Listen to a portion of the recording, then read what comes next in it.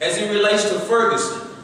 You know, Dr. Johnson, sometimes I get sick and tired of hearing people talk about Ferguson as if though Ferguson, Missouri is the bastard child of America. Ferguson, Missouri is nothing but a selfie of the United States of America. Because what took place in Ferguson takes place in every city, state, and town in the United States of America. So let's not talk about Ferguson as if though our cities are any better than Ferguson.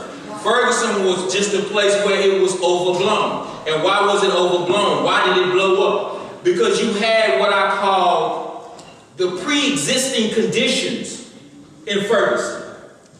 Unemployment, joblessness, racial profiling, where I can't turn a corner and go from my grandmother's house to my mother's house without getting pulled over by law enforcement and written a ticket. The lack of education in the school system. You got people suffering. And the death of Mike Brown was the tip of the iceberg. So if you want to avoid having this kind of riot in major cities in America and small towns in America, you have to deal with the pre-existing conditions. Don't wait until somebody gets killed before you come to the community to try to address it. If you see a young man standing out on the corner all day long, he obviously has nowhere to go. Go up and talk to him. Don't be afraid of him.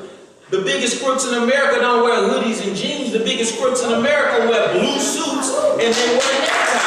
That's who's stealing from you.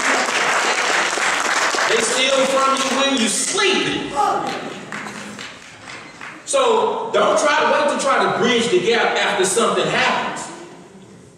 We got to be proactive. Now, why is there so much violence in America? Violence is interwoven into the very fabric of this country. This country was founded on violence, and if you don't believe me, go and ask the Red Indians. Do you know? And I want you to hear me real good and think about this. The average child in America witnesses 7,000 simulated murders before they graduate from elementary school. That means on television, in music, in movies, 7,000 murders. So murder is already in the brain. It's in the psyche of the baby in America before the baby even graduates from elementary school. So we have to protect the minds of our children if we want to teach them that violence is not the way. And that's the only way we can move toward a peaceful America. And how do we do that? See, many of you young people have a fascination with guns.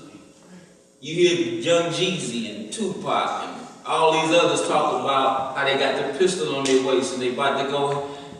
No, those are not powerful weapons. So I did a little research. They say that the Glock fires at 33 rounds every 7 seconds. That's pretty fast, right? The AK-47 fires 700 rounds per minute. It's pretty fast, right? The AR-15 fires 800 rounds per minute. But the mind produces thought that travels at the rate of 24 billion miles per second. That means that the most valuable weapon that you can get your hands on is not an AK-47, but the very mind that God gave you. But you gotta put some ammunition in it if you want to really be powerful. That means you can't spend so much time on Facebook that you forget to put your face in the book. Knowledge is power. And when we get to the point to where we begin to fill our minds with knowledge and we use wisdom to solve our problems, we'll stop using guns to solve our problems. Then we'll be on our way to a more peaceful society in this country. But I believe that it starts with the example that is set by our government. The government has got to stop using violence to solve its problems if the government wants its citizens to stop using violence to solve their problems. And And I'll leave it at that.